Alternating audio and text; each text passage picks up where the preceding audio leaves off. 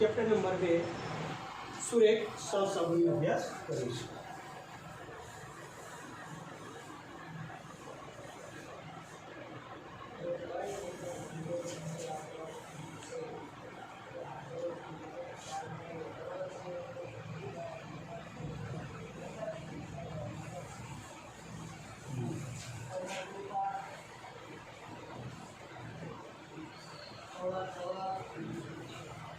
Chapter number 2 सुरेख सहसंबंध जे board में कुल 12 गुण पूछा है। तो विभाग जो आप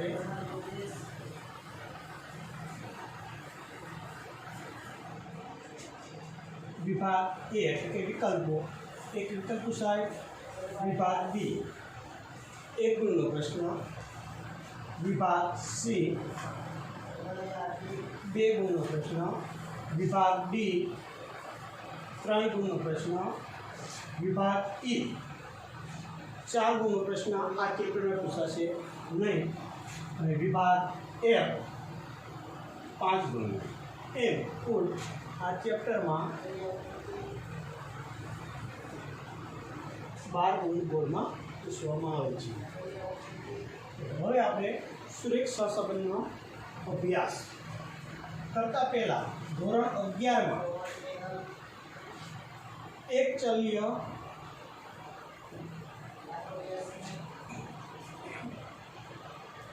माहिती विषे अभ्यास करियो। जेवा चैप्टरो के विषमतान, प्रसारमान,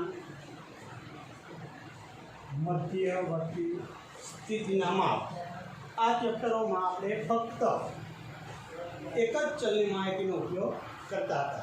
हवे आपणे धोरण 12 में द्विचलीय माहिती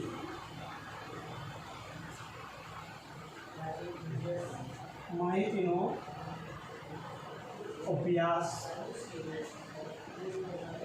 करवानो छे।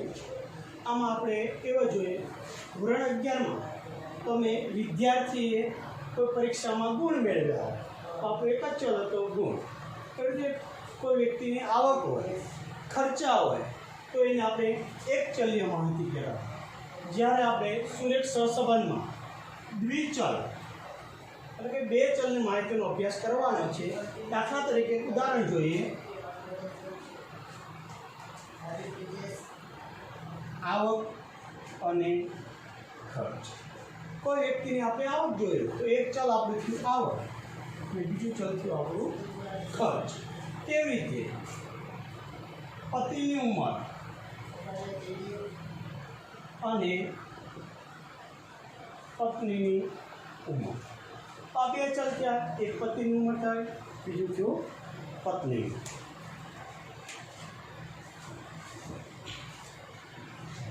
तो સૌથી પહેલા આપણે સુરેખ सहसंबंधનો अर्थ જોઈએ।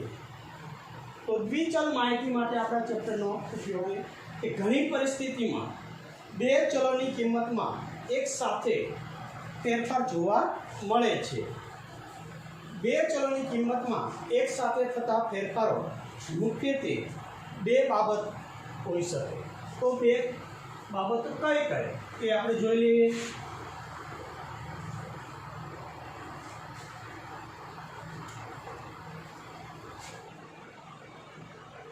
बे चलोनी किंमतों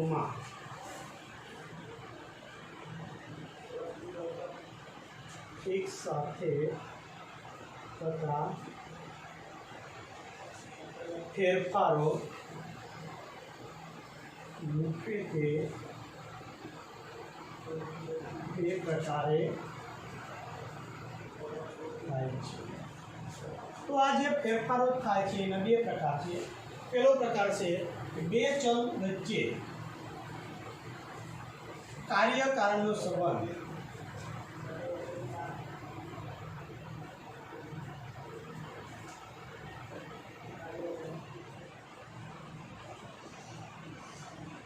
तो पहलो फेरफार आपणे जोईए कि 2 चल जे आपणे आप्या होय तेनी वच्चे कोईपण प्रकारनो संबंध होवो जोईए જે કીધું આપણે કાર્ય અને કારણનો. બીજો પ્રકાર એનો છે કે કોઈ અન્ય કારણની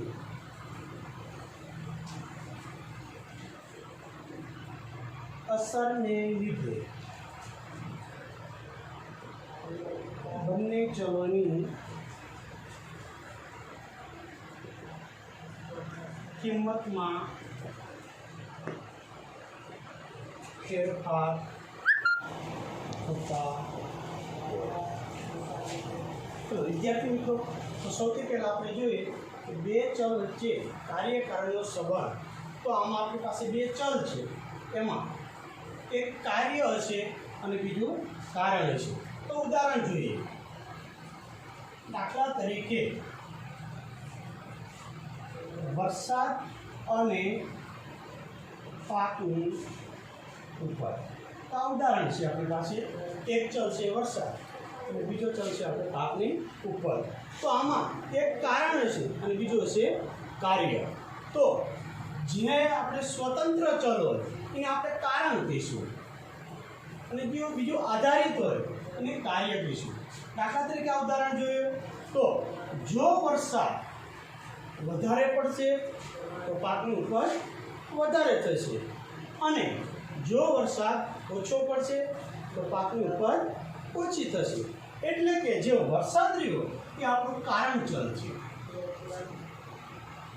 અને પાકની ઉપજ રહ્યું તે કાર્ય. કે સ્વતંત્ર આપણે વરસાદ છે કે વરસાદને આધારે પાકની ઉપજમાં ફેરફાર થતા જોવા મળે છે. તો આપણે બીજું ઉદાહરણ જોઈએ કે વ્યક્તિની આવક અને ખર્ચ. જો વ્યક્તિની આવકમાં વધારો થશે તો તે વ્યક્તિઓ ખર્ચમાં પણ વધારો કરશે અને જો તેની આવક ઘટશે તો ખર્ચમાં પણ ઘટાડો કરશે. આ બંને ચલમાં કારણ ચલ આપણું છે આવક અને કાર્ય ચલ છે તમારું ખર્ચ. તે રીતે આપણે હજી આગળ ઉદાહરણ જોઈએ. ખર્ચ અને બચત. કોઈ લોકોની આવક સમાન હોય ત્યાર પછી દરેક લોકો અલગ અલગ ખર્ચા કરતા હોય. જો લોકો ખર્ચમાં વધારો કરશે તો તેની બચતમાં ઘટાડો થશે અને ખર્ચ ઓછા પ્રમાણમાં કરશે તો બચતમાં વધારો થશે. તો બચતનો આધાર ખર્ચ ઉપર છે. તો આમાં આપણે ખર્ચ રહ્યું કારણ ચલ છે અને બચત રહ્યું કાર્ય ચલ છે. તો પહેલામાં આપણે કીધું કાર્ય કારણનો સંબંધ હોવો જોઈએ.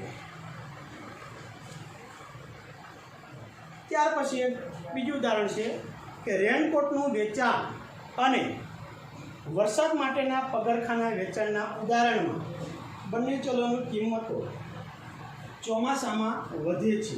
અત્યારે જોઈએ આપણે ચોમાસાની સિઝન છે તો રેનકોટનું વેચાણ વધારશે. વરસાદ માટે પગરખાના વેચાણ બંને આપણે જોઈએ તો બંને ચલ વચ્ચે પ્રત્યક્ષ કાર્યકારણનો સંબંધ નથી. એટલે કે રેનકોટનું વેચાણ વધે તો પગરખાનું વેચાણ વધે એવું આપણે કહી શકતા નથી. પરંતુ રેનકોટનું વેચાણ અને વરસાદ માટેના પગરખાના વેચાણમાં થતો ફેરફારે ત્રીજો ચલ જે વરસાદ છે તેના પર આધારિત છે. એટલે કે રેનકોટના વેચાણ અને વરસાદ માટેના પગરખાના વેચાણમાં થતો ફેરફાર એ ત્રીજો ચલ આપણો જે વરસાદ છે તેને આધારિત છે. તેથી આ ઉદાહરણને આપણે પરોક્ષ કાર્યકારણના સંબંધનું ઉદાહરણ કહીશું. ત્યાર પછી છે સહસંબંધની વ્યાખ્યા. એટલે કે સહસંબંધનો અર્થ.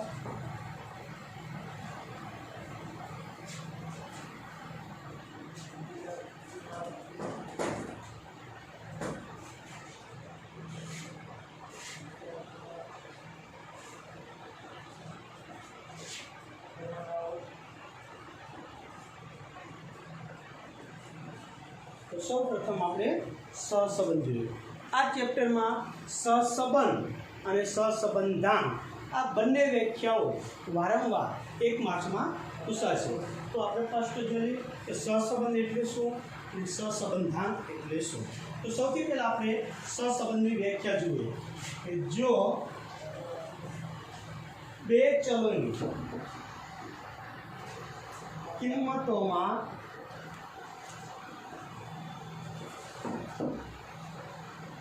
प्रत्यक्ष के परोक्ष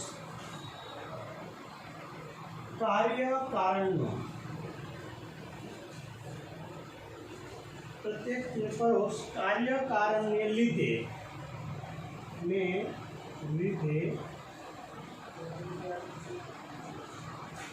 एक साथे फेरफार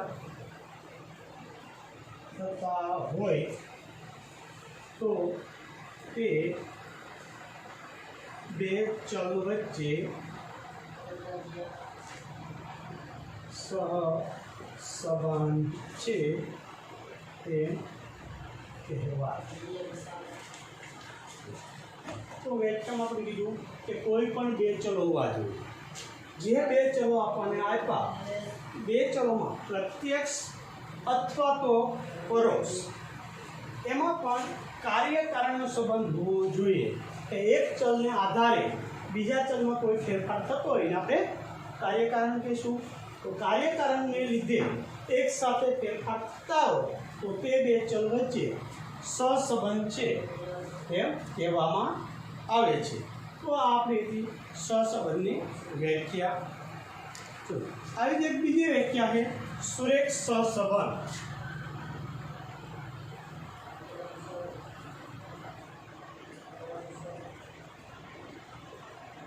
તો સુરેખ સહસંબંધમાં એ કે જ્યારે બે સહસંબંધિત ચલોની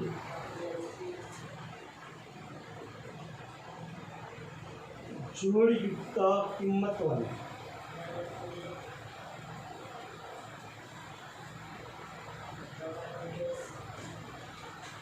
आलेख पत्र पर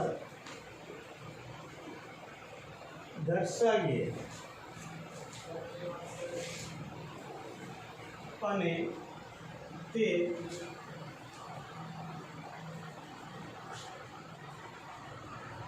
આલેખમાંના बिंदुओं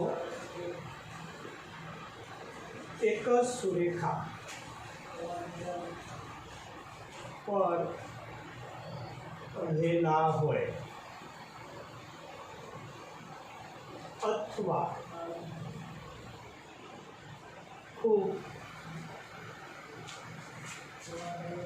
नजीक होय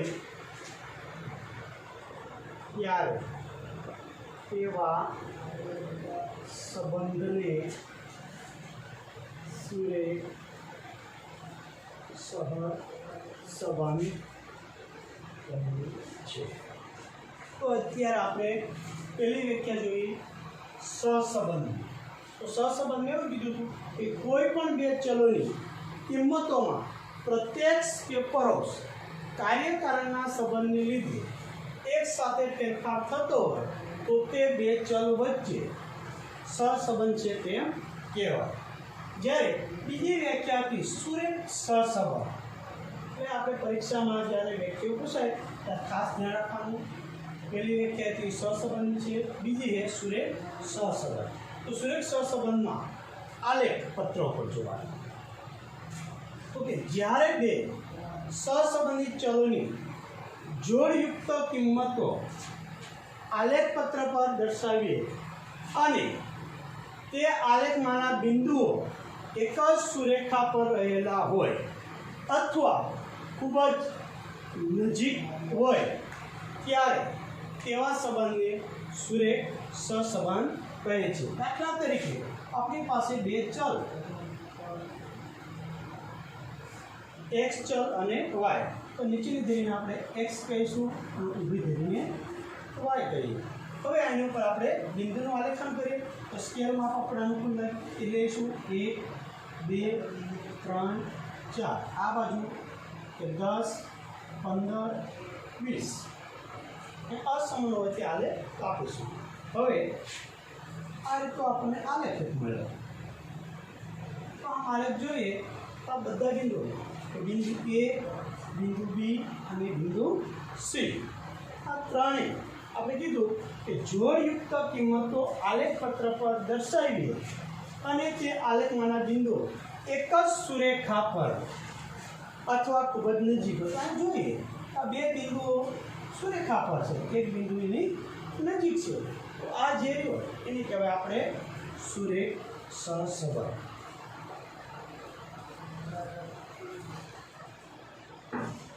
सामान्य रीते प्राकृतिक विज्ञान जेवा के गणित अने भौतिक शास्त्र में बे चल संपूर्ण सुरेख संबंध धरावे छे तेवुं जोवा मळे छे। एटले के एक चल में फेरफार थवाथी बीजा चलनी किंमत में अचल प्रमाण में फेरफार थाय छे।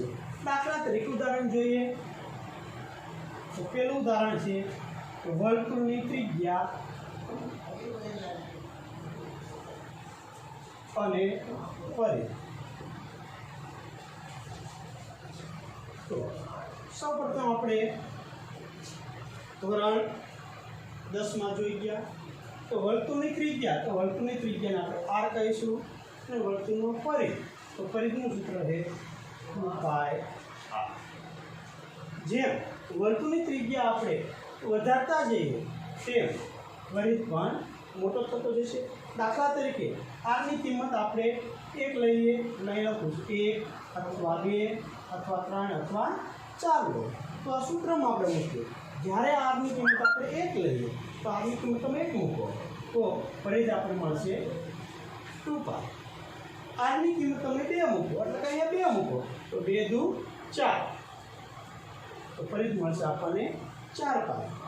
आर की किंमत 3 मूको એટલે કે 3 दू 6 ओके 6 અને 4 લઈએ તો 4 दूने 8।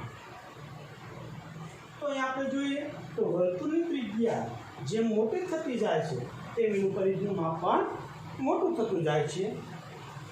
તે જ રીતે બીજું ઉદાહરણ છે કે અચળ ગતિએ કોઈ પદાર્થને અંતર કાપતા લાગતો સમય અને પદાર્થે કાપેલું અંતર।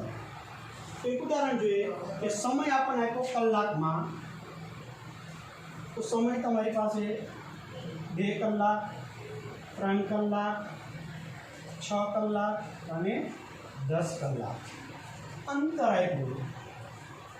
तो पहला कीधुं आपने कि अचल गतिए, तो गति केवी है अचल, कि अचल गतिए कोई पदार्थे अंतर कापता लागतो समय अने पदार्थे कापेलुं अंतर जो कोई पदार्थ कलाक में 50 किलोमीटर की झड़पे गति करतो होय 50 किलोमीटर की झड़प हो तो 2 कलाक में 100 किलोमीटर अंतर कापशे। 3 कलाक में ओके 150 किलोमीटर अंतर कापशे। त्यार पछी 6 कलाक में ओके 300 किलोमीटर अंतर कापशे। 10 कलाक में 500। जेम जेम समय वधतो गयो एम अंतर पण वधतुं जशे। परंतु सामान्य रीते वाणिज्य अर्थशास्त्र और सामाजिक विज्ञान में बे चलों की किंमत में थता फेरफारों अचल प्रमाण में होता नहीं। दाखला तरीके जो सतत 2 वर्ष माटे आगळना वर्षनी सरखामणीए चालू वर्षे वरसाद में 10% वधारो थयो तो जरूरी नहीं कि पाक पण बंने वर्षे सरखा प्रमाण में वधे। आम थवानुं कारण ए छे के बंने चलो वरसाद अने पाक बीजा घणा परिबळोने असर हेठळ बदलाय छे अने तेथी बंने चलोमां थता फेरफारो अनिश्चिततानुं तत्व रहेલું છે। તેથી બે સહસંબંધિત ચલોની જોડને અનુરૂપ બિંદુઓ એક જ સુરેખા પર નહીં પરંતુ સુરેખાની આસપાસ હોઈ શકે। તો આપણે એક ઉદાહરણ જોયું કે વરસાદ तो आगळना 2 वर्षों करता 10% वरसाद वधु पड़े छे। 10% વરસાદ વધુ પડે તો આપણે એવું કહી શકીએ કે પાકની ઉપજમાં પણ 10% ઉપજ વધુ થશે। શું કામ? તો આ પાકની ઉપર વરસાદ સિવાયના અન્ય કારણો જેમ કે આબોહવા, જમીન, બિયારણ આ બધા ઉપર આધારિત હોય છે। તો આપણે એવું કહી શકીએ કે વરસાદ જેટલો વધારે થાય એટલી ટકાવારી પાકની ઉપજમાં વધશે। ત્યાર પછી હવે આપણે મુખ્ય આવ્યું કે સહસંબંધ મુખ્ય પ્રકાર।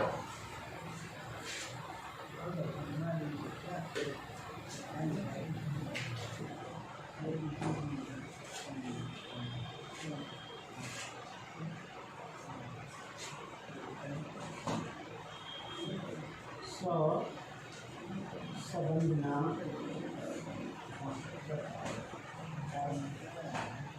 તો સહસંબંધના મુખ્ય બે પ્રકારો છે। એક છે ધન સહસંબંધ અને બીજો છે ઋણ સહસંબંધ। તો વિદ્યાર્થી મિત્રો સહસંબંધના પ્રકારો વિકલ્પમાં અથવા એક માર્ક્સમાં પૂછે। જો વિકલ્પ છે એવો પ્રશ્ન છે કે સહસંબંધના પ્રકારો કેટલા? તો નીચે વિકલ્પમાં છે 1, 2, 3 ને 4। તો આપણો જવાબ હશે 2। પણ એક માર્ક્સમાં પ્રશ્ન પૂછાણો કે સહસંબંધના પ્રકારો જણાવો, તો આપણે બંને જણાવવા પડે। તો પહેલો પ્રકાર છે ધન સહસંબંધ અને બીજો પ્રકાર છે ઋણ સહસંબંધ। તો ધન સહસંબંધ એટલે શું અને ઋણ સહસંબંધ એટલે શું આ બંને આપણે જોઈએ। તો સૌથી પહેલા છે ધન સહસંબંધ। આપણને જે બે ચલો આપ્યા હોય તે બંને ચલોની કિંમતમાં અચળ પ્રમાણમાં સતત વધારો થતો હોય અથવા તો સતત ઘટાડો થતો હોય તો એને આપણે કહીશું ધન સહસંબંધ। તો વ્યાખ્યા જોઈએ, જ્યારે બંને સહસંબંધિત ચલોની કિંમતમાં થતા ફેરફારો એક જ દિશામાં થતા હોય। આ શબ્દ ખાસ અગત્યનો છે કે બે ચલોની કિંમતમાં થતા ફેરફારો એક જ દિશામાં હોય।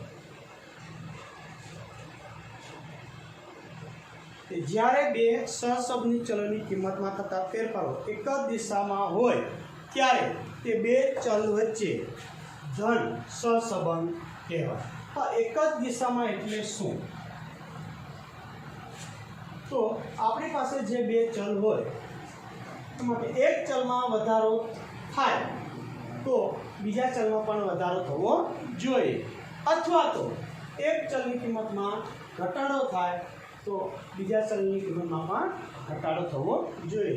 એટલે કીધું આપણે કે એક જ દિશામાં ફેરફાર। તો આપણે ઉદાહરણ જોઈએ કે દાખલા તરીકે પિતાની ઉંમર અને પુત્રની ઉંમર। તો પિતાની ઉંમરમાં વધારો થશે તો પુત્રની ઉંમરમાં પણ વધારો થતો જોવા મળશે। ત્યાર પછી સહસંબંધનો બીજો પ્રકાર છે કે ઋણ સહસંબંધ। તો ઋણ સહસંબંધમાં જોઈએ બે ચલોની કિંમતમાં થતા ફેરફારો વિરુદ્ધ દિશામાં હોય તો તે બે ચલ વચ્ચે ઋણ સહસંબંધ છે તે કહેવાય। તો અહીંયા શબ્દ આવ્યો કે વિરુદ્ધ દિશામાં। તો વિરુદ્ધ દિશા એટલે શું? એક ચલની કિંમતમાં વધારો થતા બીજા ચલની કિંમતમાં ઘટાડો થાય। તો આ જે ફેરફાર રહ્યા એ વિરુદ્ધ દિશામાં કે ચલ એક્સમાં વધારો જોવા મળે છે તો ચલ વાયમાં ઘટાડો જોવા મળે। તે જ રીતે એક ચલની કિંમતમાં ઘટાડો થતા બીજા ચલની કિંમતમાં વધારો થાય. તો આ પણ ઋણ સહસંબંધનું ઉદાહરણ છે. તો હવે આપણે વ્યાખ્યા મુજબ જોઈએ. તો પહેલું કીધું આપણને ધન સહસંબંધ, બીજું કીધું ઋણ સહસંબંધ. હવે ખાસ ધ્યાન રાખજો, અહીંયા આપણે ધન અને ઋણ, શૂન્ય અથવા એને કહેવાય સહસંબંધનો અભાવ.